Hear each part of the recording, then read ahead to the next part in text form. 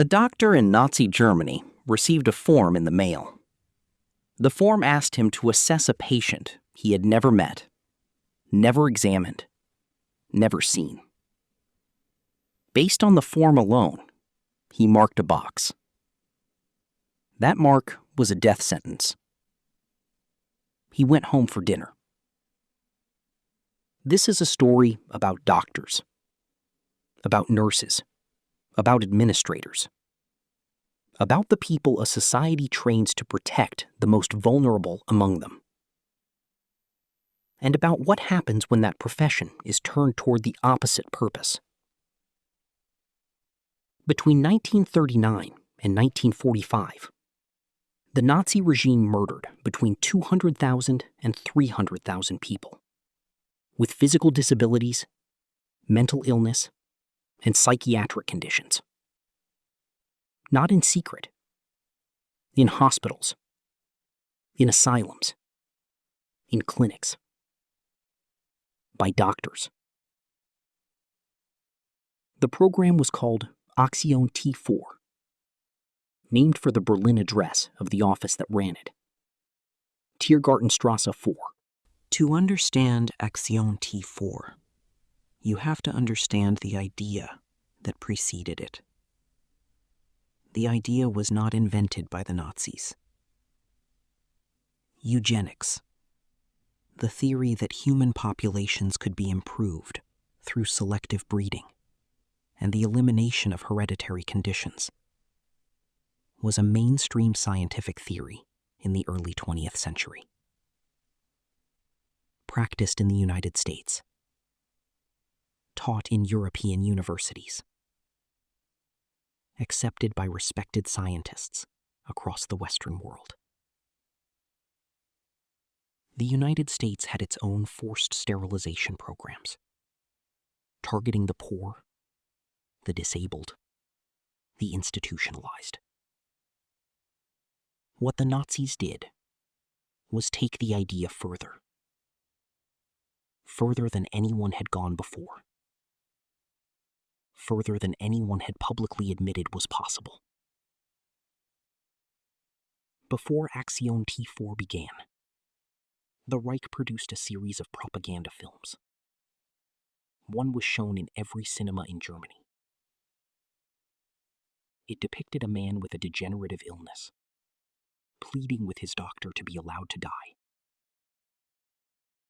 The film was not subtle. It was a preparation. A government preparing its people to accept something it was already planning to do. In the summer of 1939, before the war had even begun, Hitler's personal physician, Karl Brandt, and the director of Hitler's private chancellery, Philip Buhler, were quietly given authority to begin.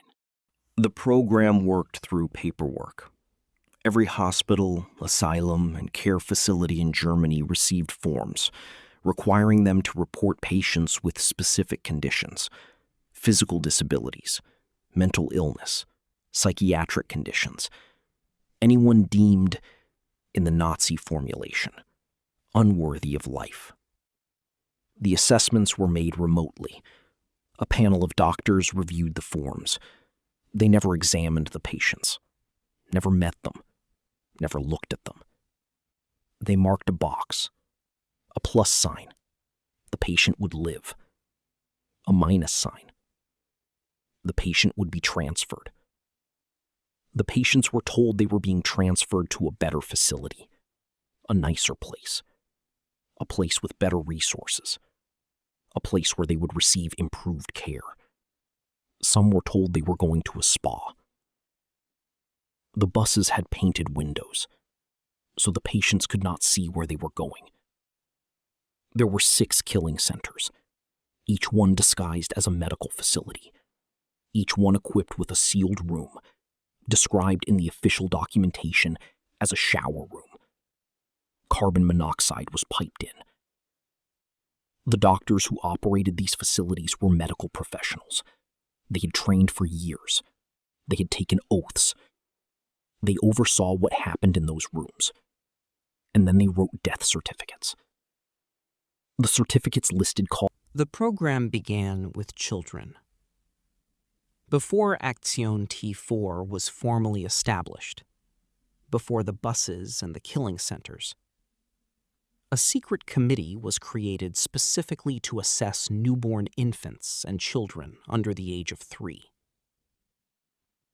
In August 1939, the Interior Ministry required all doctors, nurses, and midwives to report any newborn showing signs of physical or mental disability. The reports went to the committee. The committee made a decision. The parents were told their child needed specialized care. The children were taken. At a facility in Vienna called Am Spiegelgrund, 1,000 children were killed between 1940 and 1945.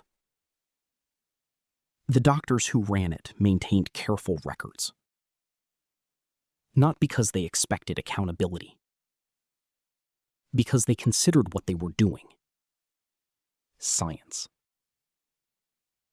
Nazi doctors took thousands of brains from Aktion T4 victims for research. These specimens were stored in German medical research institutions. Some of them were not properly identified or disposed of until the 1980s and 1990s, decades after the war ended. Research papers continued to cite findings from this material, long after the source of the material was known.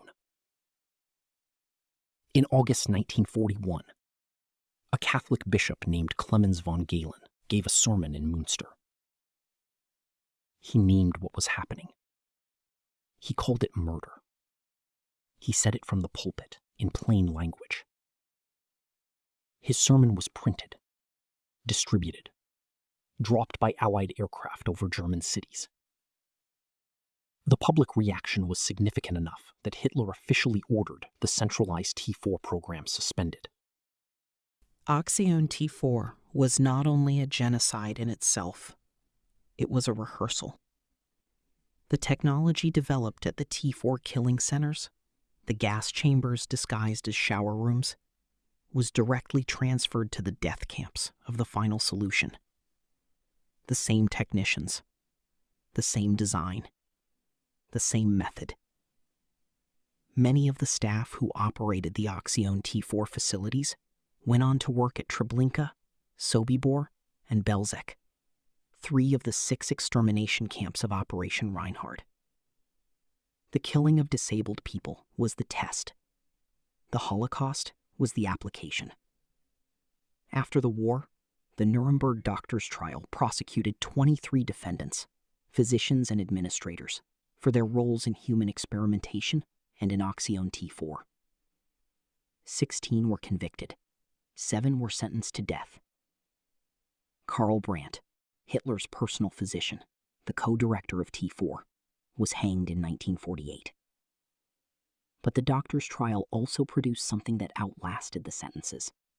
Out of the Nuremberg doctor's trial came the Nuremberg Code.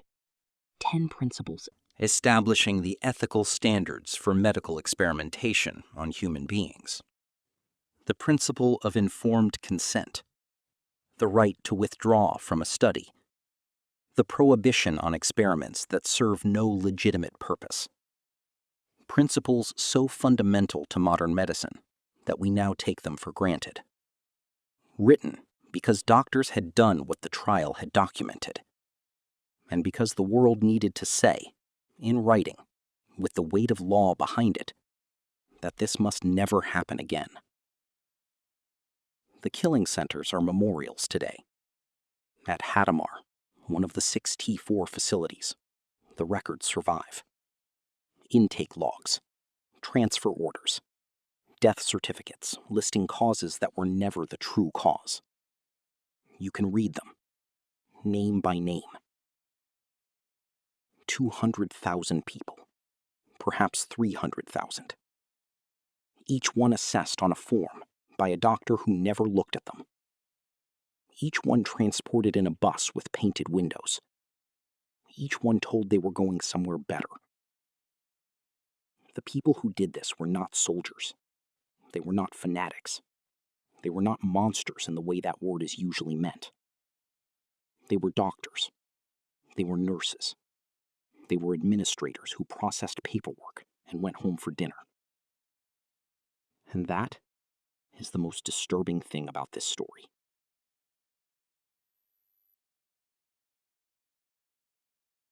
The next story begins in the dark. Subscribe to uncover it.